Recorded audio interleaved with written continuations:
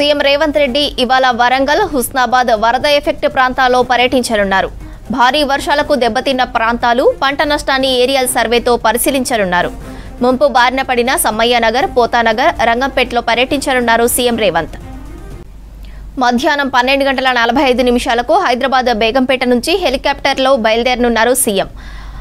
Warangal art and science college గ్రౌండ్కు 1:30కు చేరుకోనున్నారు. అక్కడ నుంచి మంత్రులతో కలిసి వరద ముంపుకు గురైన ప్రాంతాల్లో ఏరియల్ సర్వే ద్వారా పరిశీలించనున్నారు. తర్వాత హన్మకొండ కలెక్టరేట్లో మంత్రులు, ఎమ్మెల్యేలు, ఎమ్మెల్సీలతో, ఎంపీలతో నీట మునిగిన కాలనీలు, పంట నష్టంపై రివ్యూ చేసే ఛాన్స్ ఉంది. సీఎం జిల్లాకు వస్తుండటంతో వరంగల్ జిల్లా అధికారులు అన్ని ఏర్పాట్లు చేశారు. జిల్లాలో జరిగిన పంట, ఆస్తి నష్టం వివరాలను సిద్ధం చేశారు. సీఎం రేవంత్ రెడ్డి ఇవాళ వరంగల్, హుస్నాబాద్ వరద ఎఫెక్ట్ ప్రాంతాల్లో పర్యటించనున్నారు. భారీ వర్షాలకు దెబ్బతిన్న ప్రాంతాలు, పంట నష్టాన్ని ఏరియల్ సర్వేతో పరిశీలించనున్నారు. ముంపు బారిన పడిన సమ్మయ్యనగర్, పోతానగర్, రంగంపేటలో పర్యటించనున్నారు సీఎం రేవంత్. మధ్యాహ్నం 12:45 హైదరాబాద్ బేగంపేట నుంచి హెలికాప్టర్లో బయలుదేరనున్న CM Warangal art and science college గ్రౌండ్కు 1:30కు చేరుకోనున్నారు. అక్కడి నుంచి మంత్రులతో కలిసి వరద ముంపుకు గురైన ప్రాంతాల్లో ఏరియల్ సర్వే ద్వారా పరిశీలించనున్నారు. తర్వాత హన్మకొండ కలెక్టరేట్లో మంత్రులు, ఎమ్మెల్యేలు, ఎమ్మెల్సీలు, ఎంపీలతో నీట మునిగిన కాలనీలు, పంట నష్టంపై రివ్యూ చేసే ఛాన్స్ ఉంది. సీఎం జిల్లాకు వస్తుండటంతో వరంగల్ జిల్లా అధికారులు అన్ని ఏర్పాట్లు చేశారు. జిల్లాలో జరిగిన పంట, ఆస్తి నష్టం వివరాలను సిద్ధం చేశారు. సీఎం రేవంత్ రెడ్డి ఇవాళ వరంగల్, హుస్నాబాద్ వరద ఎఫెక్ట్ ప్రాంతాల్లో పర్యటించనున్నారు. భారీ వర్షాలకు దెబ్బతిన్న ప్రాంతాలు, పంట నష్టాన్ని ఏరియల్ సర్వేతో పరిశీలించనున్నారు. ముంపు బారిన పడిన సమ్మయ్యనగర్, పోతానగర్, రంగంపేటలో పర్యటించనున్నారు సీఎం రేవంత్. మధ్యాహ్నం 12:45 హైదరాబాద్ బేగంపేట నుంచి హెలికాప్టర్లో బయలుదేరనున్న CM Warangal arts and science college గ్రౌండ్కు 1:30కు చేరుకోనున్నారు. అక్కడ నుంచి మంత్రులతో కలిసి వరద ముంపుకు గురైన ప్రాంతాల్లో ఏరియల్ సర్వే ద్వారా పరిశీలించనున్నారు. తర్వాత హన్మకొండ కలెక్టరేట్లో మంత్రులు, ఎమ్మెల్యే, ఎమ్మెల్సీ, ఎంపీలతో నీట మునిగిన కాలనీలు, పంట నష్టంపై రివ్యూ చేసే ఛాన్స్ ఉంది. సీఎం జిల్లాకు వస్తుండటంతో వరంగల్ జిల్లా అధికారులు అన్ని ఏర్పాట్లు చేశారు. జిల్లాలో జరిగిన పంట, ఆస్తి నష్టంపై వివరాలను సిద్ధం చేశారు. వరంగల్లో సీఎం రేవంత్ రెడ్డి ఏరియల్ సర్వేపై మరిన్ని డీటెయిల్స్ కృష్ణమోహన్ అందిస్తారు. కృష్ణమోహన్, అప్డేట్స్ ఏంటి? ఈరోజు మధ్యాహ్నం ముఖ్యమంత్రి రేవంత్ రెడ్డి ఏరియల్ వ్యూ ద్వారా ఇటు హుస్నాబాద్, అదేవిధంగా వరంగల్ వరద ప్రాంతాలను ఏరియల్ వ్యూగా వీక్షించున్నారు. ఇదంతా కూడా సర్వే చేయనున్నారు. మొత్తం వరంగల్ నగరం మొత్తం పూర్తిగా మునిగింది. దాదాపు 100 కాలనీల పైగా కూడా వరద ముంపు గురయ్యాయి. అదేవిధంగా హుస్నాబాద్ నియోజకవర్గంలో కూడా వరదల ప్రభావం ఎక్కువగా ఉంది. దీంతో ఈ రెండు ప్రాంతాలను ముఖ్యమంత్రి రేవంత్ రెడ్డి మంత్రులతో కలిసి, అధికారులు మంత్రులతో కలిసి ఆయన ఏరియల్ వ్యూ చేయనున్నారు. పైనుంచి మొత్తం ఏ స్థాయిలో నష్టం జరిగింది, ప్రధానంగా కూడా వరంగల్ నగరాన్ని ముంచెత్తడానికి కారణం చుట్టుపక్కల ఉన్నటువంటి చెరువులు పూర్తిగా ఓవర్ఫ్లో కావడం, అత్యధిక వర్షపాతం నమోదవడం, ఆ వర్షాలకు సంబంధించినటువంటి వరద అంతా కూడా మహానగరాన్ని ముంచెత్తింది. దీంతో వరంగల్ మహానగరం పూర్తిగా ముంపుకు గురైంది. ప్రధానంగా భారీ వర్షాలతో పాటు చుట్టుపక్కల ఉన్నటువంటి చెరువులంతా కూడా గొలుసుకట్టు చెరువులు కావడం, ఒక చెరువు నిండితే మరొక చెరువుకు వాటర్ ఫ్లో కావడం, అదేవిధంగా సోమిడికి సంబంధించి అతిపెద్ద చెరువు. ఈ చెరువుకు అటు స్టేషన్ గన్పూర్ వైపు నుంచి, మరికొండ రాంపూర్ నుంచి, అదేవిధంగా మరికొన్ని సుబ్బయ్యపల్లి చెరువు, అలా కొన్ని చెరువుల నుంచి పూర్తిగా వాటర్ అంతా కూడా హన్మకొండ ఉన్నటువంటి వడ్డేపల్లి చెరువు చేరుకుంది. అదే సమయంలో హుస్నాబాద్కు సంబంధించినటువంటి ప్రాంతంలో భీమదేవరపల్లి దగ్గర కూడా అత్యధిక వర్షపాతం నమోదైంది.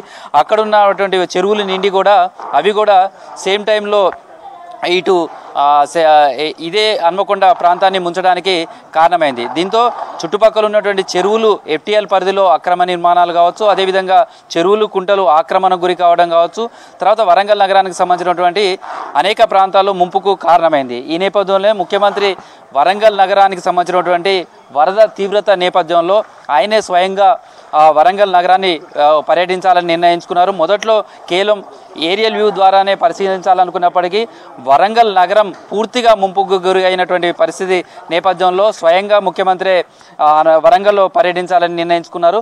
అందులో భాగంగానే మధ్యాహ్నం హన్మకొండకు చేరుకుంటారు. ఏరియల్ వ్యూ ద్వారా చూసిన తర్వాత హన్మకొండకు చేరుకొని ఇక్కడి నుంచి ఆయన వరద ప్రభావిత ప్రాంతాలలో పర్యటిస్తారు. మొత్తం కూడా 4 కాలనీలకు సంబంధించి అటు సమ్మాయి నగరు, అదేవిధంగా పోతన్ నగరు, రంగంపేట ఇలాంటి కాలనీలలో ఆయన క్షేత్రస్థాయిలో పరిశీలిస్తారు. అక్కడ వరద ముంపుకు సంబంధించినటువంటి బాధితులను పరామర్శిస్తారు. అక్కడి నుంచి ఆయన నేరుగా హన్మకొండలో ఉన్నటువంటి జిల్లా కలెక్టరేట్కు చేరుకుంటారు. మొత్తం వరంగల్ నగరం ముంపుకు కారణాలేంటి, భవిష్యత్తులో ఇలాంటి వరదలు వచ్చినా అత్యధిక వర్షపాతం నమోదైనా ఏ విధంగా తట్టుకోవడానికి అవకాశం ఉంటుంది, తర్వాత ప్రస్తుతం నష్టం జరిగిన తీరు, నష్టపోయినటువంటి వాళ్ళకి సంబంధించినటువంటి జాబితా కావచ్చు, లేదా నష్టానికి సంబంధించినటువంటి సర్వే కూడా అధికారులంతా కూడా చేస్తున్నారు. ఈ సర్వే రిపోర్ట్లు కావచ్చు, తర్వాత నష్టం సంబంధించినటువంటి అంచనాలు, ఇవన్నిటికీ కూడా ముఖ్యమంత్రి చర్చించనున్నారు. ప్రధానంగా వరంగల్ నగరానికి సంబంధించి అండర్ గ్రౌండ్ డ్రైనేజీ సిస్టమ్ కావాలనేది చాలా ఏళ్లుగా ఎదురు చూస్తున్నది. అనేక సందర్భాల్లో హామీలు ఇచ్చారు. కానీ ఈసారి ముఖ్యమంత్రి రేవంత్ రెడ్డి గతంలో పర్యటించిన నేపథ్యంలో కూడా ఇక్కడ అండర్ గ్రౌండ్ డ్రైనేజీకి సంబంధించి కూడా శాంక్షన్ చేశారు. దానికి సంబంధించి సుమారు 4020 కోట్ల రూపాయలు దానికి కేటాయించారు. అదేవిధంగా డిపిఆర్కు సంబంధించి కూడా నిధులు మంజూరు చేశారు. ప్రస్తుతం వరంగల్కి సంబంధించినటువంటి అండర్ గ్రౌండ్ డ్రైనేజీకి సంబంధించి దానికి సంబంధించిన డిపిఆర్ కూడా సిద్ధమవుతుంది. ఈ డిపిఆర్ ఏ స్టేజీలో ఉంది, ప్రస్తుతం ఏ అంశాలను అండర్ గ్రౌండ్ డ్రైనేజీకి సంబంధించి వాటిలో పొందుపరుస్తున్నారు, ఎందుకంటే ఒక వరంగల్ మహానగరాన్ని మాత్రమే దృష్టిలో పెట్టుకోకుండా చుట్టూ 42 విలీన గ్రామాలతో పాటు మిగతా చాలా గ్రామాలు కూడా జరుగుతున్న అభివృద్ధిలో భాగంగా వరంగల్ నగరానికి కనెక్టివిటీ పెరిగింది. దీంతో అక్కడ ఉన్నటువంటి వెయిట్ కూడా వరంగల్ నగరం మీద కూడా పడుతుంది. కాబట్టి ఆ చుట్టుపక్కల ఉన్నటువంటి గ్రామాలన్నింటినీ కూడా దృష్టిలో పెట్టుకొని ఈ డిపిఆర్ను రూపొందించాలనేది నిర్ణయం తీసుకున్నట్టుగా తెలుస్తుంది. ఆ నేపథ్యంలోనే ముఖ్యమంత్రి రేవంత్ రెడ్డి ప్రధానంగా వరంగల్కి సంబంధించినటువంటి అండర్ గ్రౌండ్ డ్రైనేజీ సంబంధించినటువంటి ప్రతిపాదనలు వీటన్నిటి మీద డిపిఆర్ మీద సీరియస్గా డిస్కషన్ చేసే అవకాశం ఉంటుంది. దీంట్లో మంత్రులతో పాటు ఇన్ఛార్జి మంత్రి, జిల్లాకు సంబంధించినటువంటి మంత్రులు, ప్రజాప్రతినిధులు, అధికారులందరూ కూడా పాల్గొన్నారు. మొత్తం 2 రోజులుగా వరంగల్కి సంబంధించినటువంటి భారీ వర్షాలు కావచ్చు, వరద నేపథ్యంలో జరిగిన పరిస్థితులన్నిటి మీద కూడా ఫోటో ఎగ్జిబిషన్, అదేవిధంగా పవర్ ప్రజెంటేషన్ ద్వారా ముఖ్యమంత్రికి అధికారులు వివరిస్తారు. ఆ తర్వాత వరంగల్కి సంబంధించినటువంటి నగరానికి సంబంధించిన డెవలప్మెంటు, తర్వాత వరదలకు సంబంధించినటువంటి నుంచి భవిష్యత్తులో జరగకుండా చూడాల్సినటువంటి తీసుకోవాల్సిన చర్యలు, సేమ్ టైంలో ప్రస్తుతం భారీ నష్టం జరిగింది. వరంగల్ నగరానికి సంబంధించి చూస్తే దాదాపు ప్రాథమికంగా 10,000 ఇళ్ల వరకు ఎఫెక్ట్ అయినట్టుగా అధికారులు గుర్తించారు. ప్రస్తుతం వరద తగ్గడంతో ఆయా ప్రాంతాలలో కూడా అధికార యంత్రాంగం అంతా కూడా వెళ్ళింది, సహాయ చర్యలు చేపడుతున్నారు, నష్టానికి సంబంధించినటువంటి అంచనాలు కూడా వేస్తున్నారు. ఈ నష్టాలకు సంబంధించిన అంచనా కూడా ముఖ్యమంత్రి వచ్చేసరికి పూర్తి స్థాయిలో ఒక ప్రాథమిక నివేదికను రూపొందించే అవకాశం ఉండదు. ఆ నివేదికను అంతా కూడా ముఖ్యమంత్రి సర్వే రివ్యూలో ఇదంతా కూడా డిస్కషన్కు రానున్నది. సేమ్ టైంలో నష్టం జరిగినటువంటి ప్రాంతాలు ఏవైతే ఉన్నాయో, నష్టపోయినటువంటి వాళ్ళకు ఏ విధంగా పరిహారం ఇవ్వాలి, ఏ విధంగా ఆదుకోవాలనే దాని మీద కూడా ఇక్కడ నిర్ణయం జరిగే అవకాశం ఉంది. చూడొచ్చు, ప్రతి ఇంటి ముందు కూడా ఒక చెరువును తలపించే విధంగా బురదతోటి ఉంది. ఆ బురదనంతా కూడా వరద తగ్గడంతో క్లీన్ చేసుకునే ప్రయత్నాలు చేస్తున్నారు. ఎట్లా ఉంది, నిన్న ఎన్ని గంటలకు వరద వచ్చింది, ప్రస్తుతం మీ ఇల్లంతా కూడా ఎట్లా ఉండేది? సార్, నిన్న పొద్దున 3:30 ఆ ప్రాంతంలో వరద ప్రారంభమైంది. ఆ తర్వాత అసలు మేము ఇంత వరద వస్తుంది అనుకోలేదు. ఎందుకంటే 100 ఫీట్ల రోడ్డు కింద 100 కోట్లు పెట్టి ఒక 3 సంవత్సరాలు ప్రజలందరూ ఇబ్బంది పెట్టి ఒక కెనాల్ కట్టారు. కానీ దానికి ఒక లాక్ అనేది ఏర్పాటు చేశారట. అయితే ఆ లాక్ తీయకపోవడం వల్ల ఆ నీళ్ళంతా కూడా వెనుక చెరువులోకి వచ్చి అటు మత్తడి, అటు వివేకనగర్ రోడ్ నెంబర్ 7, 5, 6, 7 ఇట్లా ఈ విధంగా వచ్చి ఇక్కడ వెనకాల చెరువు కూడా కట్ అయ్యి, ఇటు కూడా కట్ అయ్యి మొత్తం నీళ్ళని ఇక్కడికి వచ్చి ఈ ఇండ్లన్నీ కూడా జలమయ్యాయి. ఫస్ట్ ఫ్లోర్ అంతా కూడా 100% మునిగిపోయాయి. మొత్తము మా ఇండ్లలో టీవీ, ఫ్రిడ్జ్, కంప్యూటర్లు, ఫోన్లు మాకు ఆల్ ఆఫ్ సడన్ 5 మినిట్స్ లోపల ఈ విధంగా మాకు జల ప్రళయం వచ్చింది. మేము తేరుకునే లోపలనే అసలు ఏం చేయాలో అర్థం కాదు. రాత్రి కూడా ఎవరు నీళ్లు కానీ మంచిలు కానీ ఇచ్చే పరిస్థితి లేదు. రాత్రి కొంతమంది రెస్క్యూ టీం వచ్చారు, కానీ వాళ్ళు కూడా ఇక్కడికి రాలేని పరిస్థితిగా ఉంది. తర్వాత ముఖ్యంగా ఎవరైతే ఈ అండర్ గ్రౌండ్ డ్రైనేజ్కి ఆ గేట్లు ఉన్నాయో అవి తీయకపోవడం వల్లనే ఇంత ప్రళయమైందని అంటున్నారు. ఒకవేళ కనుక అది నిజమే కనుక అయితే ఆ గేట్ తీసిన తర్వాతనే వాస్తవంగా మాకు 2 గంటల లోపల నీళ్ళు, ఒక చుక్క కూడా నీళ్ళు లేవు. ఇటువంటి అధికారులను తొందరగా మీరు 24 గంటల్లో సస్పెండ్ చేయాలి కలెక్టర్ గారు కోరుకుంటున్నాము. ఇంకో సేమ్ టైంలో ఇప్పుడు బురదకు సంబంధించి ఎట్లా ఉంది, క్లీన్ చేసుకుంటున్నారా? ఎట్లా? చాలా కష్టం ఉంది సార్. మాకు కరెంట్ కూడా లేదు. ఉన్నటువంటి బురదనంతా కూడా ఈ వైపర్ వాటితో చేసుకుంటూ అందరం కూడా బంధువులను కూడా పిలిచి అన్ని క్లియర్ చేసుకుంటున్నాము. తర్వాత కడుక్కోవడానికి నీళ్ళు కూడా లేవు. కాకపోతే ఎలక్ట్రిసిటీ డిపార్ట్మెంట్ చాలా కష్టపడి రాత్రంతా కూడా బాగానే ప్రయత్నం చేసింది. అయినప్పుడు ఇంకా మా ప్రాంతంలో మాత్రం ఇంకా కరెంట్ రాలేదు సార్. సో ఇది ప్రస్తుతం అయితే ఏ ఇంటికి వెళ్ళినా ఇలాంటి విషాదకరమైనటువంటి దుస్థితే ఉంది. వరద ఒక్కసారిగా ముంచెత్తడంతో కనీసం ఇంట్లో ఉన్న ఏ వస్తువులను కూడా లేకపోయారు. పూర్తిగా తమ ప్రాణాలు రక్షించుకునేందుకు ఏదైనా ఫస్ట్ ఫ్లోర్ కనుక ఉంటే ఫస్ట్ ఫ్లోర్కి వెళ్ళారు. ఏదైనా చిన్నపాటి ఇల్లులు ఉంటే పక్కన ఉన్నటువంటి ఇళ్లలోకి వెళ్ళారు. ఉదయం తెల్లవారుజామున 4 గంటలకు మొన్న భారీ వర్ష నేపథ్యంలో ఒక్కసారిగా వరద ముంచెత్తింది. దీంతో తమను తాము రక్షించుకునే ప్రయత్నాలు చేశారు. కానీ వరద తగ్గిన తర్వాత ఇళ్లలోకి వస్తే మొత్తం బురదగా మారిపోయింది. ఇళ్లలో ఉన్నటువంటి వస్తువులు మొత్తం కూడా డ్యామేజ్ అయ్యాయి. కొన్ని ఇళ్లలో అయితే పూర్తిగా అసలు ఇంట్లో కట్టుబట్టలు కూడా మిగలలేని పరిస్థితిలో రోడ్డున పడ్డారని చెప్పొచ్చు. మొత్తంగా ముఖ్యమంత్రి పర్యటన మీద అందరి దృష్టి ఉంది. అధికార యంత్రాంగం కూడా దానికి సంబంధించిన ఏర్పాట్లు చేస్తున్నారు. మరోవైపు సహాయ కార్యక్రమాలు అయితే మరింత ముమ్మరం చేశారు. ప్రధానంగా విద్యుత్ ఎన్పీడీసీఎల్కు సంబంధించి చాలా భారీ నష్టం జరిగిందని చెప్పొచ్చు. చాలా చోట్ల విద్యుత్ స్తంభాలు పడిపోయాయి. విద్యుత్ తీగలన్నీ కూడా తెగిపోయాయి.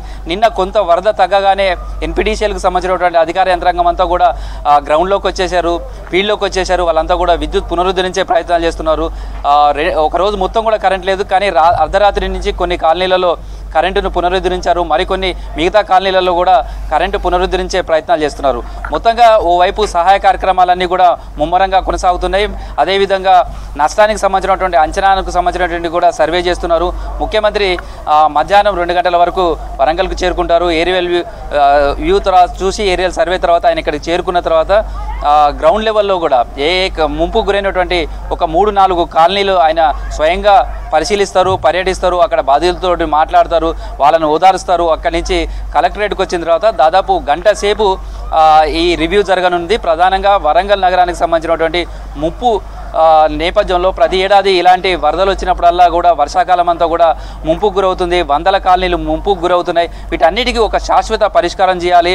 ఈ ముంపు నుంచి బయటపడే విధంగా వరంగల్ నగరాన్ని తీర్చిదిద్దాలనేది రాష్ట్ర ప్రభుత్వం సీరియస్గా దృష్టి సారించిన నేపథ్యంలో ప్రధానంగా అండర్ గ్రౌండ్ డ్రైనేజీకి సంబంధించిన డిపిఆర్ రెడీ అవుతున్న నేపథ్యంలో దానిపైనే ఎక్కువ రివ్యూ చేసే అవకాశం ఉంది. సేమ్ టైంలో ప్రస్తుతం బాధితులుగా ఉన్నటువంటి వాళ్ళు, కాలనీలో తీవ్రంగా నష్టపోయినటువంటి వాళ్ళు కావచ్చు, కొన్ని చోట్ల ఇల్లు కూడా కూలాయి. అలాంటి వాళ్ళకు సంబంధించినటువంటి పరిహారం ఏ విధంగా ఇవ్వాలి, తర్వాత వాళ్ళని ఏ విధంగా ప్రభుత్వం ఆదుకోబోతుంది అనే దానికి సంబంధించి కూడా కొన్ని కీలకమైనటువంటి నిర్ణయాలు తీసుకునే అవకాశం ఉంది. సేమ్ టైంలో వరదల నేపథ్యంలో కూడా పంటలు కూడా తీవ్రంగా నష్టపోయారు. కొన్ని చోట్ల ధాన్యం అమ్ముకోవడానికి తీసుకొచ్చిన దగ్గర వర్షానికి కొట్టుకుపోయింది. పత్తి పూర్తిగా తడిచి పాడైపోయింది. వ్యవసాయ పరంగా కూడా రైతులు తీవ్రంగా నష్టపోయారు.